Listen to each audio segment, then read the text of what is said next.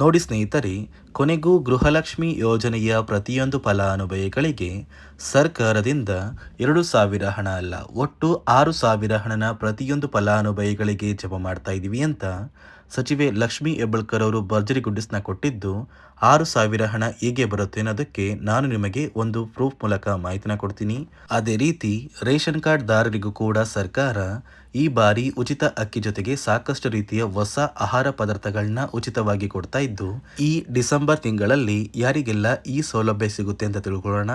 ಅದೇ ರೀತಿ ನೋಡಿ ವೀಕ್ಷಕರೇ, ಸರ್ಕಾರದಿಂದ ಇಂದು ಸೋಮವಾರ ಡಿಸೆಂಬರ್ 15ರಂದು 29 ಜಿಲ್ಲೆಗಳಿಗೆ 4 ಹಂತಗಳಲ್ಲಿ ಪ್ರತಿಯೊಂದು ಜಿಲ್ಲೆಗಳನ್ನು 4 ವಿಭಾಗಗಳಾಗಿ ಮಾಡಿ ಸರ್ಕಾರ 6,000 ಹಣನ ಜಮಾ ಮಾಡ್ತಾ ಇದ್ದು, ಈ 6,000 ಹಣ ಯಾವ ಹಂತಗಳಲ್ಲಿ ಯಾವ ವಿಭಾಗದ ಜಿಲ್ಲೆಗಳಿಗೆ ಜಮಾ ಆಗ್ತಾ ಇದೆ ಅಂತ ನಾನು ನಿಮಗೆ ತಿಳಿಸ್ಕೊಡ್ತಾ ಇದ್ದೀನಿ. ಅದಕ್ಕಿಂತ ಮೊದಲು ನೀವೇನಾದ್ರೂ ಇನ್ನೂ ಕೂಡ ನನ್ನ ಚಾನಲ್ನ ಸಬ್ಸ್ಕ್ರೈಬ್ ಆಗಿಲ್ಲ ಅಂದರೆ ದಯವಿಟ್ಟು ಪ್ರತಿಯೊಬ್ಬರು ಚಾನಲ್ನ ಸಬ್ಸ್ಕ್ರೈಬ್ ಮಾಡ್ಕೊಳ್ಳಿ, ಹಾಗೆ ವಿಡಿಯೋಗೆ ಒಂದು ಲೈಕ್ನ ಕೊಡಿ.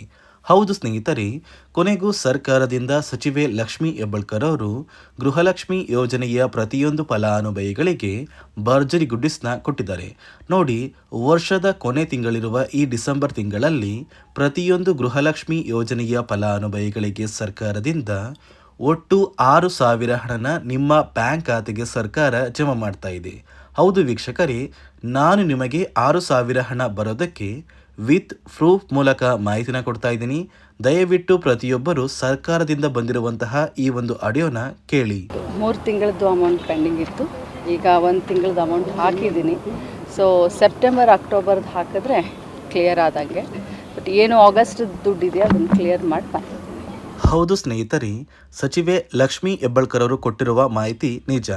ಫಲಾನುಭವಿಗಳಿಗೆ ಈ ವರ್ಷದ ಕೊನೆ ತಿಂಗಳಿರುವ ಡಿಸೆಂಬರ್ನಲ್ಲಿ ಗೃಹಲಕ್ಷ್ಮಿ ಯೋಜನೆಯ 6,000 ಹಣನ ಸರ್ಕಾರ ಜಮಾ ಮಾಡ್ತಾ ಇದೆ.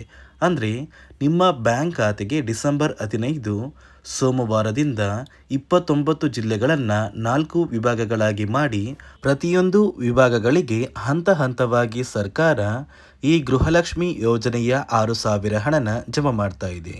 ಅದೇ ರೀತಿ ಸರ್ಕಾರದಿಂದ ಈ ಬಾರಿ ರೇಷನ್ ಕಾರ್ಡ್ ಹೊಂದಿರುವ ಪ್ರತಿಯೊಂದು ಕಾರ್ಡ್ದಾರರಿಗೆ ಪ್ರತಿ ತಿಂಗಳು ಉಚಿತ ಅಕ್ಕಿ ಜೊತೆಗೆ ನಿಮಗೆ ಇನ್ನು ಮುಂದೆ 4 ರೀತಿಯ ಹೊಸ ಆಹಾರ ಪದಾರ್ಥಗಳನ್ನ ಸರ್ಕಾರ ಉಚಿತವಾಗಿ ಕೊಡ್ತಾ ಇದೆ. ಅಡುಗೆ ಎಣ್ಣೆ, ತೊಗರಿ ಬೇಳೆ, ಸಕ್ಕರೆ ಮತ್ತು ಉಪ್ಪು, ಈ 4 ರೀತಿಯ ಆಹಾರ ಪದಾರ್ಥಗಳನ್ನ ಪ್ರತಿಯೊಂದು ಕಾರ್ಡ್ದಾರರಿಗೆ ಸರ್ಕಾರ ಈ ಡಿಸೆಂಬರ್ ತಿಂಗಳಿಂದ ಕೊಡ್ತಾ ಇದ್ದು, ಸಾಕಷ್ಟು ಫಲಾನುಭವಿಗಳಿಗೆ ಈ ಸೌಲಭ್ಯಗಳನ್ನ ಕೂಡ ಸರ್ಕಾರ ಕ್ಯಾನ್ಸಲ್ ಮಾಡಿದೆ. ಹಾಗೂ ಈ ಬಾರಿ ನಿಮ್ಮ ಬ್ಯಾಂಕ್ ಖಾತೆಗೆ ಗೃಹಲಕ್ಷ್ಮಿ ಯೋಜನೆಯ 6,000 ಹಣ ಏನು ಜಮಾ ಆಗ್ತಾ ಇದೆ, ಆ ಒಂದು ಹಣ ಸೆಪ್ಟೆಂಬರ್ ತಿಂಗಳ 24ನೇ ಕಂತು, ಅಕ್ಟೋಬರ್ ತಿಂಗಳ 25ನೇ ಕಂತು ಹಾಗೂ ನವೆಂಬರ್ ತಿಂಗಳ 26ನೇ ಕಂತು, ಈಗಾಗಲೇ ಉಳಿದಿರುವ 2 ವಾರಗಳಲ್ಲಿ ಈ ಡಿಸೆಂಬರ್ ತಿಂಗಳು ಕೂಡ ಮುಗಿತಾ ಇದೆ. ಅದೇ ಒಂದು ಕಾರಣಕ್ಕೆ 3 ತಿಂಗಳ 6,000 ಹಣನ ಸರ್ಕಾರ ನಿಮ್ಮ ಬ್ಯಾಂಕ್ ಖಾತೆಗೆ ಜಮಾ ಮಾಡ್ತಾ ಇದ್ದು, ಗೃಹಲಕ್ಷ್ಮಿ ಹಣಕ್ಕೂ ಮತ್ತು ಉಚಿತವಾಗಿ ಸಿಗುವಂತಹ ಈ ಆಹಾರ ಪದಾರ್ಥಗಳಿಗೂ ಸರ್ಕಾರ ಕೆಲವು ನಿಯಮಗಳನ್ನ ಜಾರಿಗೆ ತಂದಿದ್ದು, ಸಾಕಷ್ಟು ಫಲಾನುಭವಿಗಳಿಗೆ ಈ ಸೌಲಭ್ಯಗಳು ಕ್ಯಾನ್ಸಲ್ ಆಗಿದೆ. ಹಾಗಾದರೆ ಬನ್ನಿ ಸ್ನೇಹಿತರೆ, ಆ ನಿಯಮಗಳು ಏನು ಅಂತ ಕೂಡ ತಿಳ್ಕೊಳ್ಳೋಣ. ಅದಕ್ಕಿಂತ ಮೊದಲು ಇಂದು ಸೋಮವಾರ ಡಿಸೆಂಬರ್ 15ರಿಂದ 29 ಜಿಲ್ಲೆಗಳಿಗೆ 4 ವಿಭಾಗಗಳಾಗಿ 4 ಹಂತಗಳಲ್ಲಿ ಹಣ ಜಮಾ ಆಗಲಿದ್ದು, ಮೊದಲ ಒಂದು ಹಂತದಲ್ಲಿ ಬೆಳಗಾವಿ ವಿಭಾಗಕ್ಕೆ ಹಣ ಜಮಾ ಆಗ್ತಾ ಇದ್ದು, ಬಾಗಲಕೋಟೆ, ಬೆಳಗಾವಿ, ವಿಜಯಪುರ, ಧಾರವಾಡ, ಗದಗ, ಹಾವೇರಿ ಮತ್ತು ಉತ್ತರ ಕನ್ನಡ. ಅದೇ ರೀತಿ ಎರಡನೆಯ ಹಂತದಲ್ಲಿ ಬೆಂಗಳೂರು ವಿಭಾಗಕ್ಕೆ ಹಣ ಜಮಾ ಆಗಲಿದ್ದು, ಬೆಂಗಳೂರು ನಗರ, ಬೆಂಗಳೂರು ಗ್ರಾಮಾಂತರ, ರಾಮನಗರ, ಚಿಕ್ಕಬಳ್ಳಾಪುರ, ಚಿತ್ರದುರ್ಗ, ದಾವಣಗೆರೆ, ಕೋಲಾರ, ಶಿವಮೊಗ್ಗ ಮತ್ತು ತುಮಕೂರು, ಈ ಜಿಲ್ಲೆಗಳಿಗೆ ಎರಡನೆಯ ಹಂತದಲ್ಲಿ ಹಣ ಬರ್ತಾ ಇದೆ.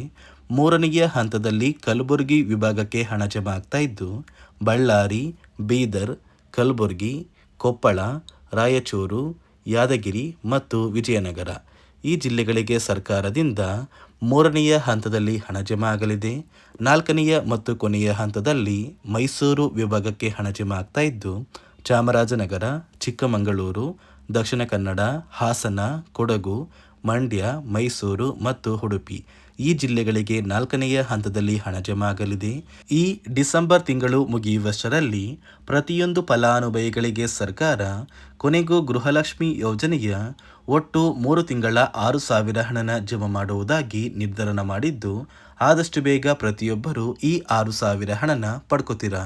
ನೋಡಿ ಸ್ನೇಹಿತರೆ, ಈ ಬಾರಿ ಸುಮಾರು 1 ಲಕ್ಷಕ್ಕಿಂತ ಅಧಿಕ ಫಲಾನುಭವಿಗಳ ಬ್ಯಾಂಕ್ ಖಾತೆಗೆ ಸರ್ಕಾರ ಗೃಹಲಕ್ಷ್ಮಿ ಯೋಜನೆಯ ಹಣನ ಜಮಾ ಮಾಡ್ತಾ ಇಲ್ಲ.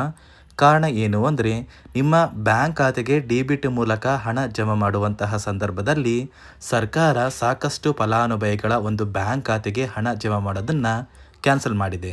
ಯಾಕಂದರೆ ಇತ್ತೀಚೆಗೆ ಹಣಕಾಸು ಇಲಾಖೆ ಜಾರಿಗೆ ತಂದಿರುವ 5 ನಿಯಮಗಳ ಆಧಾರದ ಮೇಲೆ ಪ್ರತಿಯೊಂದು ಫಲಾನುಭವಿಗಳಿಗೆ ಸರ್ಕಾರ ಈ ಒಂದು ಹಣನ ಜಮಾ ಮಾಡ್ತಾ ಇದ್ದು, ಯಾರೆಲ್ಲ ಫಲಾನುಭವಿಗಳು ಈ ನಿಯಮಗಳನ್ನ ಪಾಲಿಸಿಲ್ಲ, ನಿಮ್ಮ ಬ್ಯಾಂಕ್ ಖಾತೆಗೂ ಕೂಡ ಹಣ ಜಮಾ ಆಗೋದಿಲ್ಲ.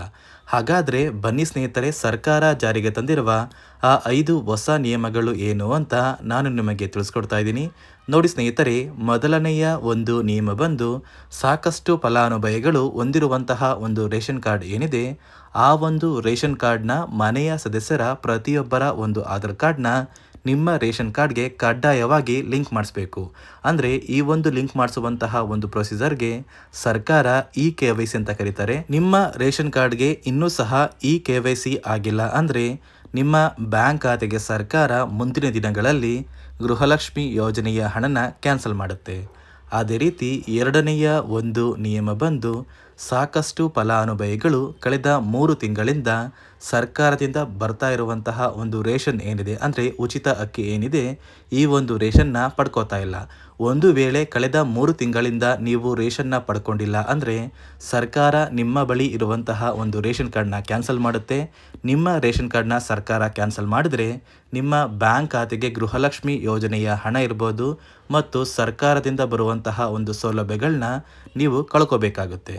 ಅದೇ ರೀತಿ ಮೂರನೆಯ ಒಂದು ನಿಯಮ ಬಂದು, ನೋಡಿ ಸ್ನೇಹಿತರೆ, ನಿಮ್ಮ ಬಳಿ ಇರುವಂತಹ ಒಂದು ಆಧಾರ್ ಕಾರ್ಡ್ ಏನಿದೆ, ಆ ಒಂದು ಆಧಾರ್ ಕಾರ್ಡ್ನ ಕಳೆದ 15 ವರ್ಷಗಳಲ್ಲಿ ನೀವು ಯಾವುದೇ ರೀತಿಯ ಒಂದು ತಿದ್ದುಪಡಿನ ಮಾಡಿಸಿಲ್ಲ ಅಂದರೆ ನಿಮ್ಮ ಬ್ಯಾಂಕ್ ಖಾತೆಗೆ ಸರ್ಕಾರ ಗೃಹಲಕ್ಷ್ಮಿ ಯೋಜನೆಯ ಹಣನ ಕ್ಯಾನ್ಸಲ್ ಮಾಡುತ್ತೆ. ಯಾಕಂದರೆ ಸರ್ಕಾರದಿಂದ ಬಂದಿರುವಂತಹ ಒಂದು ಆದೇಶದ ಪ್ರಕಾರ ಪ್ರತಿಯೊಂದು ಫಲಾನುಭವಿಗಳು ಕಳೆದ 15 ವರ್ಷಗಳಲ್ಲಿ ಯಾವುದೇ ರೀತಿಯ ಒಂದು ತಿದ್ದುಪಡಿನ ನಿಮ್ಮ ಆಧಾರ್ ಕಾರ್ಡ್ಗೆ ನೀವು ಮಾಡಿಸಿಲ್ಲ ಅಂದರೆ ಕಡ್ಡಾಯವಾಗಿ ಆದಷ್ಟು ಬೇಗ ನಿಮ್ಮ ಆಧಾರ್ ಕಾರ್ಡ್ಗೆ ತಿದ್ದುಪಡಿನ ಮಾಡಿಸಿ. ಅದೇ ರೀತಿ 4ನೆಯ ಒಂದು ನಿಯಮ ಬಂದು, ನಿಮ್ಮ ಕುಟುಂಬದ ಒಂದು ವಾರ್ಷಿಕ ಆದಾಯ 7 ಲಕ್ಷಕ್ಕಿಂತ ಕಡಿಮೆ ಇರಬೇಕು. ಒಂದು ವೇಳೆ ನಿಮ್ಮ ಕುಟುಂಬದ ವಾರ್ಷಿಕ ಆದಾಯ 7 ಲಕ್ಷಕ್ಕಿಂತ ಜಾಸ್ತಿ ಇದ್ದರೆ ನಿಮ್ಮ ಬ್ಯಾಂಕ್ ಖಾತೆಗೆ ಸರ್ಕಾರ ಗೃಹಲಕ್ಷ್ಮಿ ಯೋಜನೆಯ ಹಣನ ಕ್ಯಾನ್ಸಲ್ ಮಾಡುತ್ತೆ. ಅದೇ ರೀತಿ 5ನೆಯ ಒಂದು ನಿಯಮ ಬಂದು, ನಿಮ್ಮ ಕುಟುಂಬದ ಸದಸ್ಯರು ಅಥವಾ ಗೃಹಲಕ್ಷ್ಮಿ ಯೋಜನೆಯ ಫಲಾನುಭವಿಗಳು ಯಾರು ಕೂಡ ಸರ್ಕಾರಿ ನೌಕರರಾಗಿ ಕಾರ್ಯನಿರ್ವಹಿಸ್ತಾ ಇರಬಾರ್ದು. ಒಂದು ವೇಳೆ ನಿಮ್ಮ ಕುಟುಂಬದಲ್ಲಿ ಯಾರೇ ಆಗಿದ್ರೂ ಸರ್ಕಾರಿ ನೌಕರರಾಗಿ ಕಾರ್ಯನಿರ್ವಹಿಸ್ತಾ ಇದ್ದರೆ ನಿಮ್ಮ ಬ್ಯಾಂಕ್ ಖಾತೆಗೆ ಗೃಹಲಕ್ಷ್ಮಿ ಯೋಜನೆಯ ಹಣ ಕ್ಯಾನ್ಸಲ್ ಆಗುತ್ತೆ. ಈ 5 ನಿಯಮಗಳ ಆಧಾರದ ಮೇಲೆ ಪ್ರತಿಯೊಂದು ಫಲಾನುಭವಿಗಳಿಗೆ ಸರ್ಕಾರ ಹಣ ಜಮಾ ಮಾಡ್ತಾ ಇದೆ. ಒಂದು ವೇಳೆ ನೀವು ಈ 5 ನಿಯಮಗಳನ್ನ ಪಾಲಿಸಿಲ್ಲ ಅಂದರೆ ನೀವು ಕೂಡ ಗೃಹಲಕ್ಷ್ಮಿ ಯೋಜನೆಯ ಹಣದಿಂದ ವಂಚಿತರಾಗಬೇಕಾಗುತ್ತೆ. ಪ್ರತಿಯೊಂದು ಗೃಹಲಕ್ಷ್ಮಿ ಯೋಜನೆಯ ಫಲಾನುಭವಿಗಳ ಬ್ಯಾಂಕ್ ಖಾತೆಗೆ ಸರ್ಕಾರದಿಂದ ಈ ಡಿಸೆಂಬರ್ ತಿಂಗಳು ಮುಗಿಯುವಷ್ಟರಲ್ಲಿ ಈ ಗೃಹಲಕ್ಷ್ಮಿ 3 ತಿಂಗಳ 6,000 ಹಣ ಬಂದೇ ಬರುತ್ತೆ.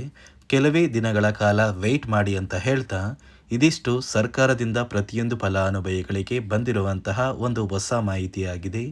ನಾನು ಕೊಟ್ಟಿರುವಂತಹ ಮಾಹಿತಿ ನಿಮಗೆ ಇಷ್ಟ ಆಗಿದ್ದಲ್ಲಿ ದಯವಿಟ್ಟು ಪ್ರತಿಯೊಬ್ಬರೂ ನನ್ನ ಚಾನಲ್ನ ಸಬ್ಸ್ಕ್ರೈಬ್ ಮಾಡ್ಕೊಳ್ಳಿ, ಹಾಗೆ ವಿಡಿಯೋಗೆ ಒಂದು ಲೈಕ್ನ ಕೊಡಿ.